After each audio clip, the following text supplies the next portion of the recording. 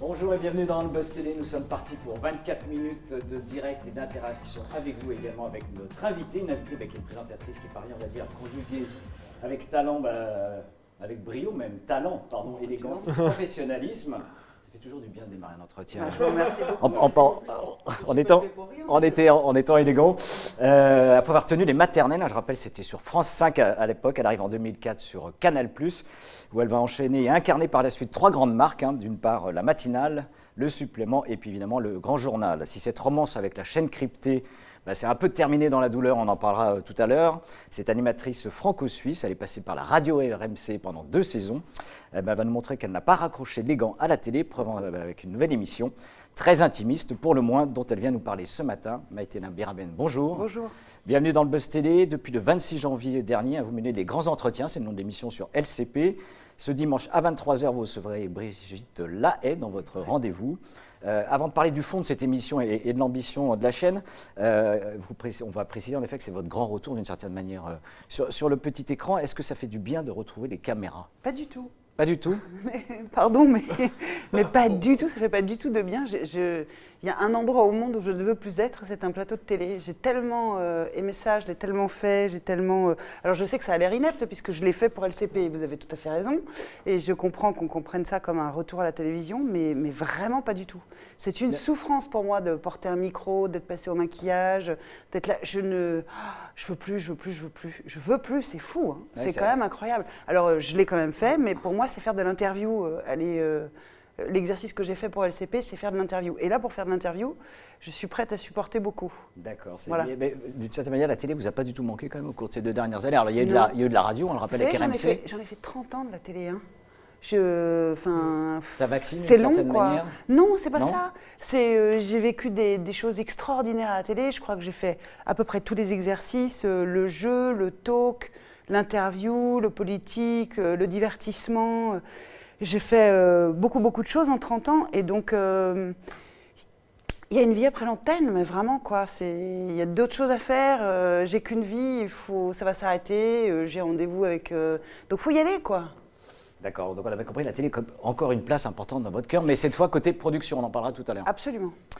Vous avez compris, nous sommes avec Maïtena Biraben sur le Figaro Live, je rappelle diffusé sur le Figaro.fr, également la page Facebook de TV Magazine. Est-ce que depuis fin janvier, vous rêviez de revoir Maïtena sur le petit écran ? Quel souvenir vos vêtements en disant Quel souvenir marquant, gardez-vous des années Canal éventuellement. Est-ce qu'elle vous manque aussi à la radio pour les auditeurs d'RMC ? Dites-nous tout. En attendant, Maïtena, je vous propose de découvrir avec Damien Canivez les news médias du jour. Bonjour Damien. Bonjour Philippe, bonjour Maïtena. On démarre les traditionnels news médias du jour par les audiences de la veille, la sanction terrible. Ah oui, la sanction terrible, mais une fois de plus, c'est la fiction française qui triomphe en tête du classement avec France 3 qui dégainait Prière d'enquêter. Un unitaire porté par Sabrina Ouazani et Mathieu Spinozzi qui a rassemblé 4,3 millions de téléspectateurs, tout de même 20% du public, c'est 1,2 million de téléspectateurs de plus que la première saison de Magnum sur TF1. Sur la 3e marche du podium, on retrouve M6 qui poursuivait son émission Qui veut être mon associé, présentée par Julien Courbet qui a fédéré 1,8 million de fidèles, ce qui est un score plutôt stable sur une semaine. Et enfin, on termine avec cette chaîne qui échoue au pied du podium. Il s'agit de France 2 qui proposait la 2e édition du Grand Oral et le concours d'éloquence présenté par Laurent Ruquier a rassemblé 1,4 million de téléspectateurs, 7,7% du public. C'est pas un score exceptionnel et qui en plus est en baisse par rapport à la saison dernière.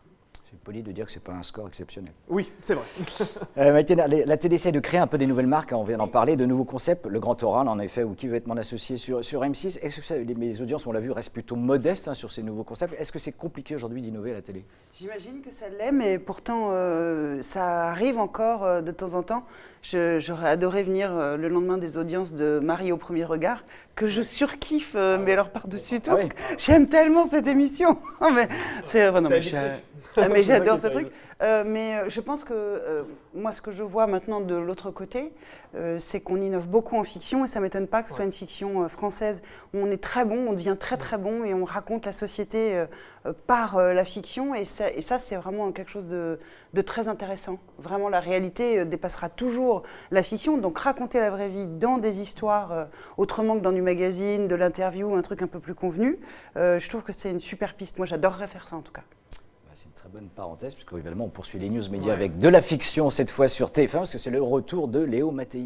Effectivement, la première chaîne de France donne le coup d'envoi de la 7e saison de Léo Mattei, Brigade des mineurs, le jeudi 27 février à 21h05, en première partie de soirée donc, au cours de 2 soirées composées chacune de 2 épisodes inédits. Le commandant, incarné par Jean-Luc Reichmann, mènera 2 enquêtes différentes, avec en arrière-plan la relation avec sa fille, assignée à résidence dans un centre éducatif fermé. Cette fiction est l'occasion pour l'animateur des 12 coups de midi de donner la réplique à un certain nombre de guests. Lors de cette salve, Florence Pernel et Lenny Kim ont accepté de tenir un rôle dans la série, tout comme Sagamore Stevnin, que les téléspectateurs ont adoré. Vous vous souvenez, dans Falco, c'était entre 2013 et 2016. Pour rappel, Léo Mattei, c'est quand même une valeur sûre du groupe TF1. Jean-Luc Reichmann, qui est le 2e animateur préféré des Français, selon notre récent baromètre Opinionway TV Magazine, est parvenu à rassembler près de 5 millions de curieux devant le lancement de la 6e saison de Léo Mattei. C'était en février dernier. Jean-Luc Reichmann, de nombreux animateurs se lancent aujourd'hui dans la fiction. On a même vu Stéphane Bern, Michel Simès ou Philippe Googler, pour en citer quelques-uns. Une parenthèse dans l'univers de la fiction, ça vous tenterait ? Je l'ai fait et je ne suis pas sûre que ça a été très probant. Mais c'est-à-dire encore une fois, on n'a qu'une vie. Donc quand on a l'occasion de vivre des trucs aussi dingos que de jouer dans une série, pourquoi ne pas le faire ? Franchement, je l'ai fait dans Alexandra L sur France 3.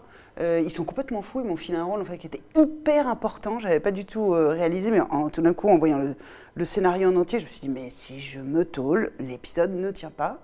Et c'était super à faire, j'ai trouvé ça extrêmement joyeux, mais une fois de plus... Vous n'avez pas eu de proposition derrière cette je n'ai pas rappelé. Non, j'ai pas eu.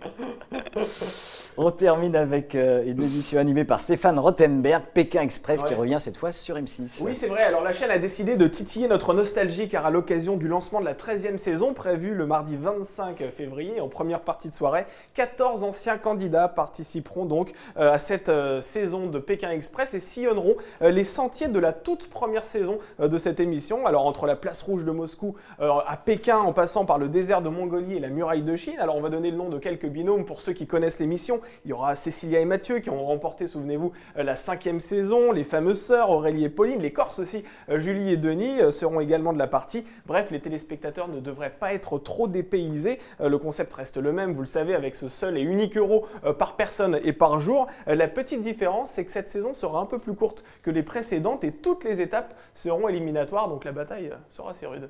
Damien est incollable sur les programmes télé. Si une édition célébrité, entre guillemets, de Pékin Express était organisée, ça vous amuserait d'y participer là, dans un autre genre ? On est plus dans le jeu ? Non, si on me proposait un truc où il faudrait lire des livres au coin du feu, ou... oui, mais sinon, non. En plus, survivre avec un apostrophe revisité. Pardon, mais non, ça me fait pas du tout triper. Pas du tout, non. L'aventure ? Non, le moindre truc où il faut transpirer, c'est pas du tout. Je suis pas là. Oublie-moi, je ne suis pas là. Merci Damien pour ces news médias et place donc à vos questions et surtout à l'entretien avec Maïtina Biraben. À tout de suite.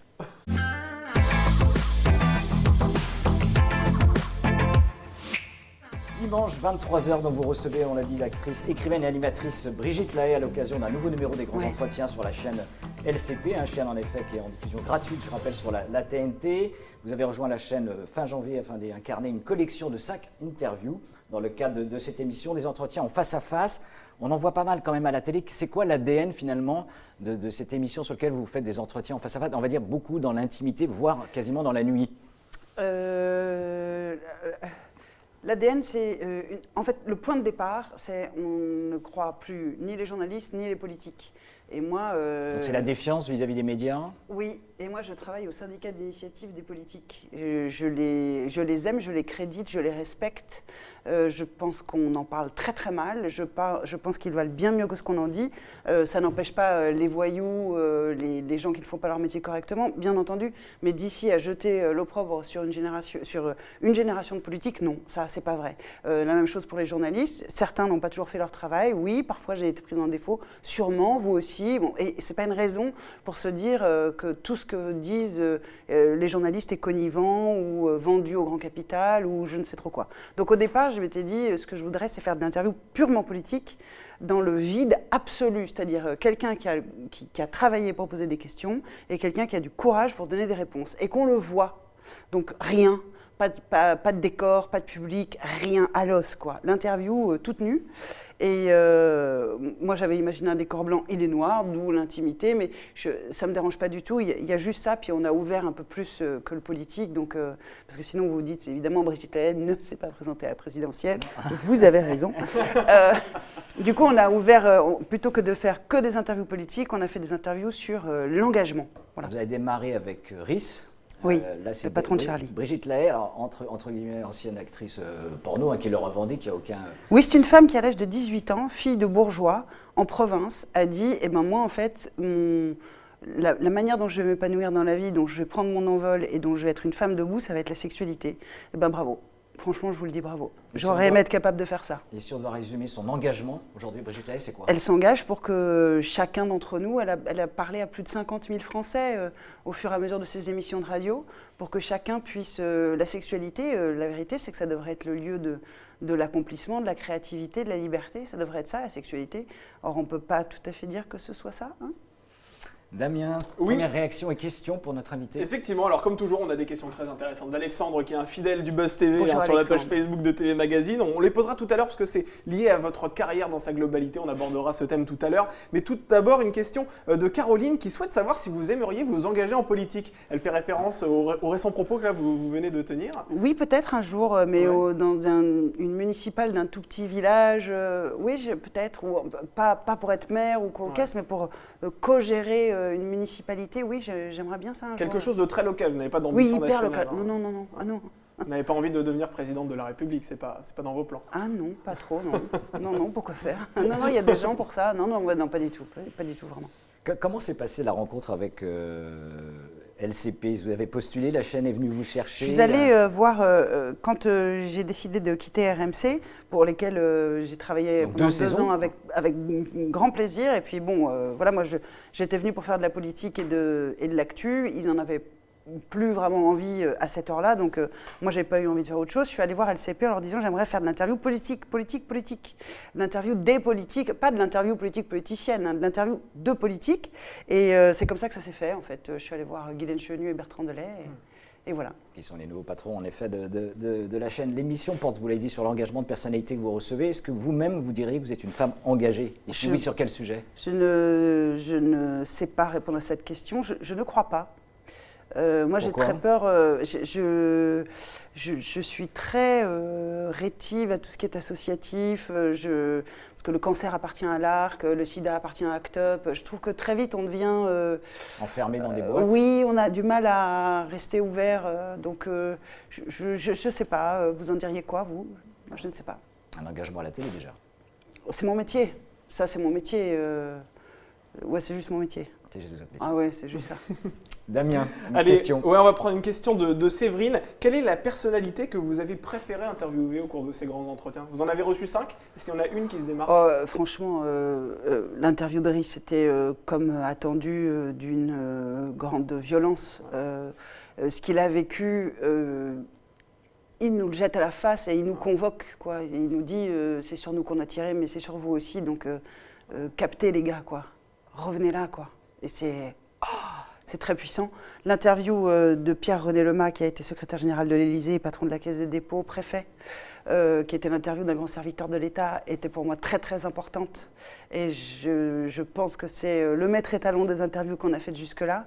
Et après, moi j'ai fait ce métier parce que petite, je regardais L'Heure de vérité et je voyais Duhamel. Et donc je me suis fait plaisir et je l'ai invité. Et bon, c'est un éditorialiste, donc un journaliste engagé. Et pour moi, c'était extraordinaire de faire cette interview de ce type qui m'a tellement fait rêver, quoi. Le plaisir, vous pourriez résumer, vous retirez de ces entretiens? Écoutez, ça a l'air complètement idiot, mais vous le savez comme moi, parce que vous interviewez des gens. Le plus difficile dans la vie, c'est d'écouter, puisqu'il faut se taire. Il faut donc renoncer à soi-même en permanence. Et moi, avec un ego comme ça, vous voyez, mais quel plaisir d'écouter et d'entendre, du coup. Le bien-être animal, le féminisme, l'antiracisme, l'écologie, la politique, on a l'impression, notamment à travers les réseaux sociaux, qui se sont démultipliés aujourd'hui, que de plus en plus de personnes sont engagées sur de multiples terrains. Est-ce qu'il faut être engagé? tweeter un truc en disant « Oui, c'est pas bien de tuer les poussins », c'est pas être engagé pour la cause animale non plus. C'est avoir une réaction impulsive dans l'immédiateté et penser que son avis passionne la terre entière. C'est juste ça, en fait. Je le fais moi-même, hein, j'ai pas de sujet, mais c'est pas être engagé. Être engagé, c'est l'engagement, c'est sur du long terme, c'est tous les jours, c'est au quotidien, ça dure longtemps, c'est pénible. C'est aussi quand on n'a plus envie, c'est aussi quand on est fatigué. C'est ça l'engagement. C'est pas c'est une honte de tuer les gens. Non, ça c'est pas s'engager. Non. Damien, une question. Oui, une question de Jérôme, effectivement, qui souligne que dans vos grands entretiens, vous devez écouter, c'est ce que vous venez de nous rappeler. Est-ce que, du coup, un talk show à la Faustine Bollard sur France 2 vous plairait? Non. Non, pas du tout? Non, Faustine le fait super bien, c'est génial. Moi, encore une fois, j'ai fait les maternelles où j'ai écouté et entendu des gens, il y a 20 ans, me dire des choses spectaculaires, extraordinaires. Je crois que je n'oublierai jamais cette émission. Je l'ai fait au maximum, au mieux, au plus glorieux, j'ai aucune envie de le refaire. Enfin, j'adorerais faire des choses que j'ai pas faites, moi, pas des choses que j'ai déjà faites. Ça ressemble beaucoup à l'exercice que vous faites maintenant, pourtant, ces talk shows que l'on voit notamment oui, mais sur le service public. De l'interview, honnêtement, de l'interview sur un temps aussi long de Pierre-René Lemar, franchement, vous la verrez nulle part ailleurs, en vrai. C'est une seule et même personnalité, alors que dans ces émissions-là, on en voit plusieurs. Mais c'est pas, voilà, enfin, c'est pas du tout la même chose. LCP, on le rappelle, c'est une chaîne accessible sur le canal 13 de la TNT. Et sur YouTube. Et sur YouTube, pardon, en effet, puisqu'ils ont lancé en effet une vaste offensive. Alors, c'est vrai que l'audience est plutôt confidentielle, hein, entre guillemets, par rapport aux grandes chaînes que vous avez pu connaître dans votre carrière. Est-ce que s'installer à 23h, finalement, c'est pas un peu une punition? C'est-à-dire de se dire, finalement, le manque de visibilité pour donner de l'écho à vos entretiens, est-ce que c'est pas un peu dommage? Je peux vous répondre vraiment ce que je pense? Ouais. Je m'en fous. Vous en foutez? L'audience, c'est pas un critère pour vous de sélection? Ça ne l'a jamais été, alors ça l'est encore moins aujourd'hui. Enfin, vraiment, l'audience, c'est un problème de diffuseur. C'est pas mon problème du tout. Moi, je ne vais pas à l'antenne en travaillant différemment si je me dis il y a 2 personnes, 3 personnes, 100 personnes, 1000 personnes. Je fais mon travail. Mais à donner plus d'écho, imaginons, en prime time pour votre travail, ce serait plutôt réjouissant. Je sais pas, vous allumez la télé, vous, en prime time, régulièrement? Quand vous avez envie de voir un programme. C'est notre métier de suivre non, mais un peu moi les aussi, programmes. moi aussi, c'est mon métier. Mais pour autant, je ne suis pas forcément devant ma télé au moment où ça se passe. Ça m'arrive. Un début de The Voice, par exemple. Mais il y a des rendez-vous, mais ils sont de moins en moins nombreux. Donc très, très souvent, moi, je replay dans mon bain sur mon iPad. Hein. La vérité, c'est ça. Comme 7 millions de Français, d'ailleurs, le font aujourd'hui. Donc n'hésitez pas à faire le replay de LCP, les grands entretiens. Les grands entretiens.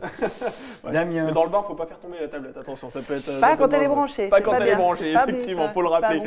Tristan souhaite savoir si engagement politique peut rimer avec intolérance. Ça rejoint un peu la question de Philippe tout à l'heure concernant ces réseaux sociaux, vous savez, où on voit beaucoup de militants, c'est vrai, qui s'expriment sur la cause animale. Alors comme vous l'avez rappelé, le fait d'émettre une opinion ne fait pas de vous un militant, mais il y a beaucoup de personnes engagées sur le long terme qui ont tendance parfois à ne pas supporter des opinions divergentes. Est-ce que finalement le militantisme, l'engagement, ça rime aussi d'une certaine manière avec une forme d'extrémisme? Je comprends qu'on le vive comme ça, et certainement parfois. Ouais. Moi, je suis très pour le retour de la conversation. Ouais. C'est-à-dire de s'asseoir autour d'une table avec des gens qui n'ont pas le même avis que vous, sans pour autant leur coller immédiatement un hashtag ou les traiter d'abrutis.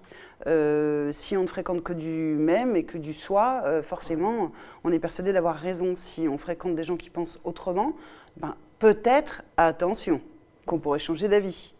Wow. C'est assez anticonformiste de dire ça aujourd'hui, à l'époque où chacun se braque dès lors qu'une opinion divergente est exprimée. La conversation, c'est un art français. Nous sommes au pays des Lumières. Il faudrait peut-être que... Je pense qu'il y a plein de gens qui ont envie de vivre comme ça, avec quelqu'un d'autre qui a un autre avis, en échangeant. Les grands entretiens, on rappelle, ne sont pas uniquement menés par vos soins. Il y a après salle de vos 5 d'autres gens. On retrouvera Guy Lagache, que l'on connaît, Patrick Cohen également, qui pendant le relais a mené d'autres interviews. Pourquoi ces 3 animateurs et vous-même partagez ces fauteuils? C'est une volonté de la chaîne, de la ligne éditoriale? Oui, il faut demander ça à Bertrand Delay et Guylaine Chenu, mais je trouve que c'est une super bonne idée d'avoir sur une chaîne une marque, donc les grands entretiens, et que chacun ait son ADN. On a notre style de réalisation, notre thématique, l'engagement, il n'y a que moi qui le fais, les autres ne le feront pas, ils feront leur thématique à eux. Et je trouve que c'est assez joli d'avoir comme ça des passagers clandestins sur une marque d'une chaîne. C'est très important les marques. Enfin moi j'ai grandi avec les marques, je pense que c'est très très important. Après le passage de Guy Lagache et Patrick Cohen, vous reviendrez sur LCP avec de nouveaux entretiens, c'est en discussion? En fait, la fin du premier jour de tournage, j'ai dit « Ah, mais plus jamais, j'en ai ras-le-bol, c'est pas possible, pourquoi j'y retournais, c'est trop une souffrance. » La fin du deuxième jour, j'étais « Ouais, c'est super !»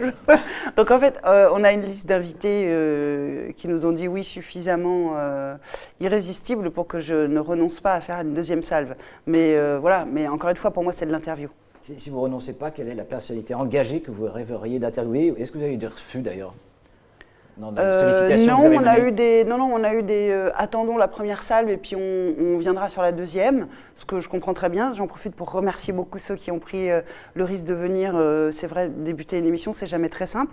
En plus, 30 minutes d'interview, comme ça, c'est pas facile, quoi. Donc, merci beaucoup aux 5 qui ont accepté. Une personnalité que vous rêviez d'interviewer? Je me fais très plaisir là, donc j'invite vraiment les gens que j'ai envie de recevoir. Franchement, je suis très heureuse qu'on surprenne avec... J'étais très heureuse de recevoir Caroline Forest, par exemple, qui exaspère, agresse, clive, sépare. Et pour moi, c'est très intéressant de recevoir cette fille et de l'écouter autrement, quoi, donner qu'on l'entende et que peut-être on se fasse un autre avis, voilà, ou pas, ou qu'on change pas d'avis. Moi, c'est pas parce que je les invite que je les aime, c'est pas le sujet, mais qu'on les écoute, quoi, pour ce qu'ils sont. Et je trouvais très malin d'avoir en même temps Pierre-René Lemas et Brigitte Lay dans une même émission. Je trouve ça super. C'est des terrains de jeu très différents quand même. Oui, c'est des terrains de jeu très différents, mais c'est des engagés tous les deux. Damien. Oui, Véronique sur Twitter souhaite savoir pourquoi cette défiance envers la télévision. Tout à l'heure, vous avez dit que non, c'est pas une défiance. Le micro vous faisait souffrir. Non, c'est porter le micro. Ces trucs-là, je les ai fait. Je sors de 20 ans de quotidienne. Ouais. J'ai vécu sur un plateau de télé, ça m'a rendue incroyablement heureuse, ça a construit la personne que je suis, bien plus que le fait d'avoir des enfants. J'adore ce métier, je l'aime profondément. Je l'ai fait dans une période et dans une maison où c'était, et sur France 5 avant, et sur la TSR avant, et dans ces 3 maisons, il y avait beaucoup de temps, de considération, d'envie, de moyens. C'est un métier qui a beaucoup changé. Ça ne veut pas dire qu'il est moins bien, ça veut dire qu'il est autrement. Et cet autrement, je ne suis pas pressée de le vivre en fait. Ça vous interpelle en tout cas, ce manque de confort que vous pouvez avoir en tant qu'animatrice vous dégoûte clairement? Non, ça ne me dégoûte pas. Et je pense pas que c'est... Je sais pas comment vous dire, c'est pas la même époque. Je suis un vieux truc, moi. Moi, j'appartiens à une autre époque, quoi. Non, mais vraiment, je me vis comme ça, comme étant d'une autre époque de la télévision. Vous savez, moi, j'ai commencé il y a 30 ans, on m'a dit la télé, c'est fini. Donc, s'il y a quelqu'un qui sait que la télé, c'est pas fini, c'est moi. Je crois à la télévision. J'aurais pas ouvert une boîte de prod pour fabriquer des produits de télé si je pensais pas que ça continue. Mais la manière dont ça se passe aujourd'hui, j'ai envie de le vivre ailleurs, à une autre place. Voilà. J'ai aucun dégoût, je suis une immense consommatrice de télévision, j'aime la télévision, c'est un média auquel je crois, que j'aime, qui nous instruit, qui nous divertit, qui nous fait marrer, qui nous met la honte, j'adore ça, moi. La télé, c'est un peu la vie. Oui, la télé, c'est la vie, c'est pas un peu, c'est la vie. Vous l'avez dit, casquette de productrice aujourd'hui. Les projets que vous avez envie de concrétiser et qu'on découvrira à l'écran un jour? La fiction. Fiction. Je vais faire de la fiction. Ok. Non mais c'est pour ça. Non mais c'est un métier fantastique en vrai. C'est quand même un métier. Si vous ne savez pas quoi faire dans votre vie, venez travailler sur les médias. C'est exceptionnel. On peut faire ce qu'on veut de sa vie en travaillant beaucoup, en prenant des risques. En prenant des risques évidemment. Et si ça se trouve j'y arriverai pas. Mais je vais vraiment essayer de faire ça. Oui, bien sûr. Le premier projet sur lequel vous êtes concret aujourd'hui? Concret, ça veut dire signer. Concret, ça veut dire signer dans une chaîne. Moi, j'ai ouvert ma boîte au mois de septembre avec mon associée Alexandra Cruc, une grande professionnelle de la profession. Donc, quand on aura signé quelque chose, je reviendrai vous le dire. Mais c'est le mois de septembre. Ah oui, bien sûr que c'est compliqué. Ah ben non, évidemment que c'est compliqué. Par ailleurs, on ne va pas venir pleurer dans les chaumières. Alex, comme moi, on a accès et on a des rendez-vous. C'est ça le plus difficile. Après, il faut délivrer, mais à nous de le faire. Un mot sur l'histoire de la télé. Vous avez dit 30 ans de télé déjà derrière vous. Lorsque vous avez quitté le Grand Journal en 2016, vous avez déclaré, je cite, Canal, c'est une idée, une culture. On ne quitte pas une culture, on ne quitte donc pas Canal, on l'emporte avec soi. C'est vrai. Vous portez toujours cette culture en bandoulière aujourd'hui? C'est impossible. C'est dans moi, c'est dans nous. On ne peut pas quitter ses bras, quoi. Non, c'est pas possible. Les histoires d'amour finissent mal en général, disait C'était pas une histoire d'amour, Catherine Ringier. c'était une histoire de... j'ai eu cette chance extraordinaire qui appartient, je pense, effectivement aux médias du passé, d'avoir un dialogue avec une chaîne et une personne qui s'appelle Rodolphe Belmer pendant quelque chose comme 14 ans. C'est exceptionnel, c'est très important. La télé, c'est de l'artisanat. Ce sont des petites gens qui font des petites choses ensemble et qui deviennent immenses. J'ai eu cette chance, moi, de grandir dans une chaîne où on comptait. Par exemple, quand j'ai arrêté Nous ne sommes pas des anges, qui n'a vraiment pas été un succès, quand je suis arrivée sur Canal, l'émission de midi, je suis allée voir Rodolphe et j'étais enceinte. Je suis allée voir Rodolphe en lui disant « Bon, bah, écoute, on arrête, c'est pas bien, voilà, on n'arrive pas, j'y arrive pas, on n'y arrive pas. » Et en plus, je suis enceinte, donc je me suis dit, moi j'étais rentrée dans son bureau en me disant « Bon, ben, c'était sympa d'être venu sur Canal. » Et il me regarde et il me dit « Mais c'est super, félicitations, qu'est-ce que tu veux faire ?» Et là, tu te dis, mais attends, chez qui je suis? Là, c'est lunaire, c'est quand même. Donc, c'est une chaîne qui s'engageait aussi auprès des gens qu'elle faisait grandir. Et c'est une manière d'aborder les choses qui s'engageait pour un éditorial, qui soutenait Vanessa Paradis, qui était aux côtés de Ni Pute Ni Soumise. C'est pour ça que je dis que c'est une culture. C'est une manière de regarder la vie et les gens qui était personnelle, singulière, avec son vocabulaire, ses défauts, son arrogance, tout ce que vous voulez, il n'y a pas de sujet. Mais... Donc moi j'ai eu cette chance-là, voilà, on garde tous. Mais de la même manière que ceux qui ont travaillé sur le canal de la première époque gardent pour toujours ce canal de la première époque. Moi j'étais dans la deuxième époque, il y en aura une troisième, une quatrième, une cinquième. Je ne souhaite que le meilleur à Canal, moi. C'est dit, dernière question, Damien. Oui, Dominique, justement, sur Twitter, a une question par rapport à Canal+, et souhaite savoir si le contentieux que vous aviez avec ce groupe est terminé. Non, pas du tout. Pas du tout. Vincent Bolloré a fait appel, ce qui est son droit le plus strict. Ouais. Et donc, le jugement devrait arriver maintenant avant le mois de septembre, si je m'en tiens aux dates comme donnent les avocats, parce qu'un appel, c'est 2 ans. Donc, en septembre, ça faisait 1 an. Donc, en septembre, ça fera 2 ans. Alors, voilà. Le canal avait été condamné, je crois, à 3,4 millions d'euros pour En fait, avoir licencié pour faute grave. Ils avaient été condamnés à tenir leurs engagements et au respect de la loi, finalement. C'est pas mal, non? C'est pas... Belle Le conclusion. respect de la loi, je veux dire. Ouais, c'est important, le respect de la loi. Merci Maïtena d'être venue sur ce plateau télé. Je rappelle que donc on vous retrouve un nouveau numéro des grands entretiens ce dimanche, c'est à 23h sur la chaîne LCP. Et demain, nous recevons comme invité Damien. Oui, nous l'avons évoqué tout à l'heure au cours de cette interview. C'est une confidente du service public que l'on a retrouvée aux commandes du meilleur pâtissier sur M6. Demain, nous recevrons Faustine Bollaert sur ce plateau afin qu'elle vienne nous parler de la boîte à secrets aussi, ce fabuleux prime qu'elle anime sur France 3. Merci Maïtena encore et on vous retrouvera, on espère, avec des projets de production. Je viendrai vous raconter, promis. Merci beaucoup. À bientôt, très bonne journée.